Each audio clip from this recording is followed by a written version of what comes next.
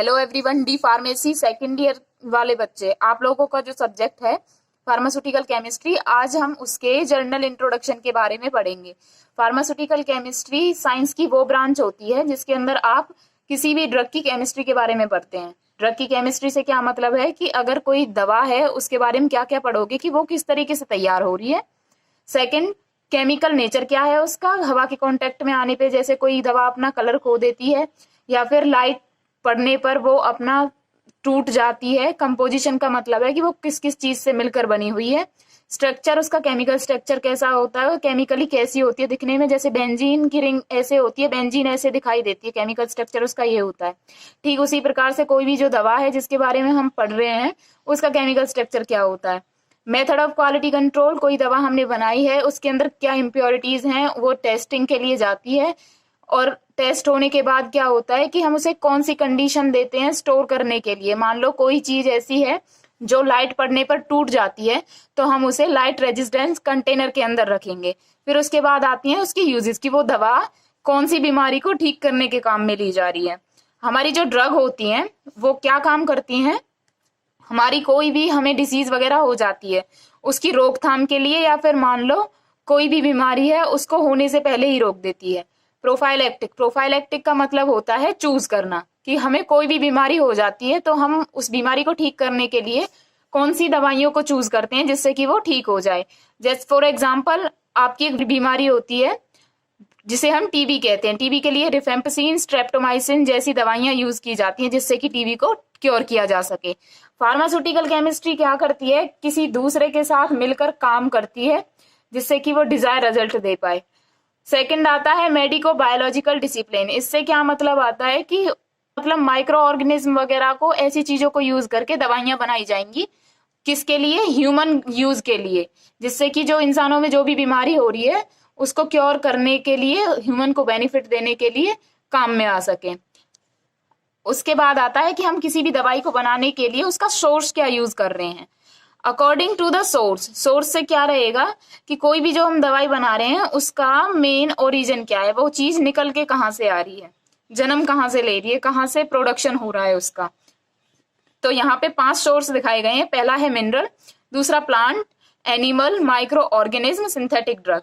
Mineral जैसे हमारे gold, silver, copper होते हैं, तो इसमें एग्जाम्पल में दिखा रखा है गोल्ड, कॉपर एंड मरकरी, और जो उनके साल्ट होते थे पहले जमाने में हम इनको यूज करते थे किस लिए, थेरापेटिक एजेंट की तरह, थेराप्यूटिक एजेंट की तरह, जैसे कि हमारी बॉडी पे कुछ भी वो काम करेंगे किसी पर्टिकुलर ट्रीटमेंट के लिए जब हम उसे यूज कर रहे हैं।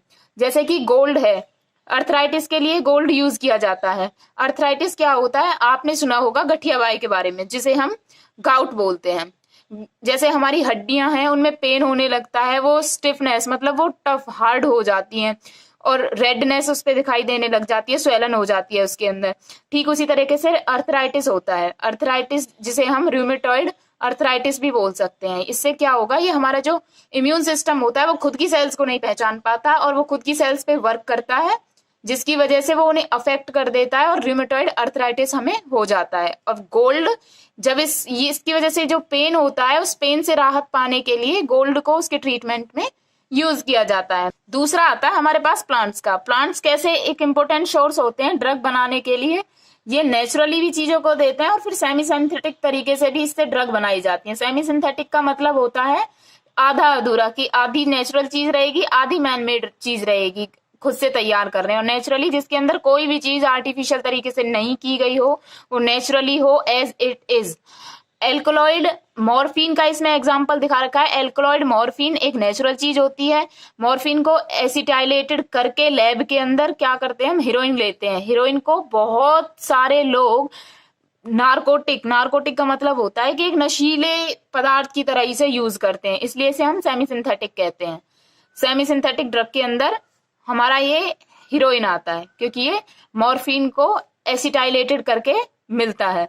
फिर उसके बाद आता है हमारे पास नेक्स्ट सोर्स एनिमल्स। एनिमल से हमें क्या मिलता है, इंसुलिन मिलता है। इंसुलिन किसके लिए काम में आता है, एक बीमारी होती है हमारी डायबिटीज।